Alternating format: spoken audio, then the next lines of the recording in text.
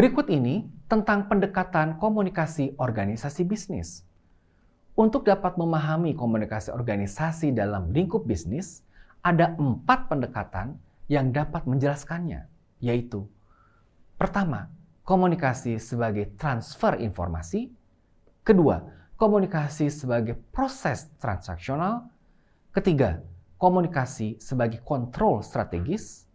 Serta keempat, komunikasi sebagai penyeimbang kreativitas dan berbagai kendala yang ada. Komunikasi sebagai transfer informasi.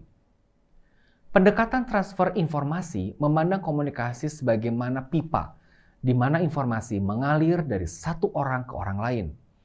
Pendekatan ini melihat komunikasi sebagai alat yang digunakan orang untuk mencapai tujuan mereka.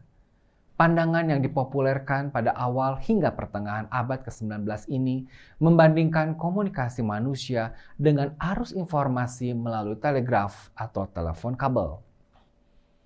Komunikasi satu arah jelas ditekankan selama periode ini sebagai sarana untuk mengesankan dan memengaruhi orang lain. Pada masa ini, komunikasi didefinisikan sebagai pertukaran informasi dan transmisi makna. Distorsi mengacu pada efek noise dan kemampuan penerima untuk memproses pesan. Noise dapat bersifat semantik, pesan memiliki arti yang berbeda bagi pengirim dan penerima, berupa fisik, suara statis pada saluran telepon atau pesawat yang lewat, atau kontekstual, pengirim dan penerima memiliki perspektif yang berbeda, yang berkontribusi pada miskomunikasi. Misalnya adalah ketika seseorang karyawan mencoba berkomunikasi dengan rekan kerja yang sedang mengalami krisis pribadi. Meskipun karyawan tersebut mungkin saja mengatakan hal-hal yang penting, tapi noise emosional rekan kerja itu yang diajak bicara dapat mencegahnya untuk mendengarkan pesan tersebut.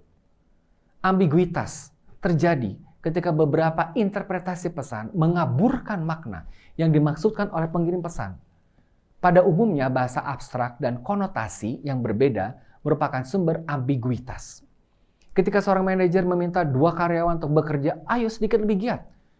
Karyawan yang satu mungkin saja bekerja setengah jam ekstra dalam sehari, sementara karyawan yang lain bisa saja akan bekerja sepanjang malam. Berikut ini adalah model SMCR, yaitu Source, Message, Channel, dan Receiver, seperti yang dapat dilihat dalam tabel berikut.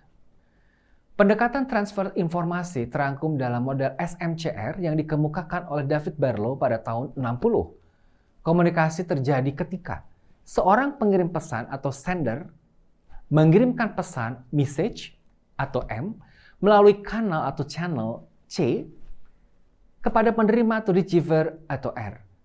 Sehingga berlaku rumus S sender, M message, C channel, dan R receiver. Pengirim pesan mengkodekan makna yang dimaksudkan ke dalam kata-kata, dan penerima menerjemahkan pesan ketika menerimanya. Model transfer informasi menjadi klasik karena dapat tetap relevan untuk menjelaskan situasi komunikasi tertentu dalam organisasi, seperti memberi dan menerima instruksi teknis, surat elektronik, pesan instan, atau pertukaran pesan melalui media sosial di antara para karyawan.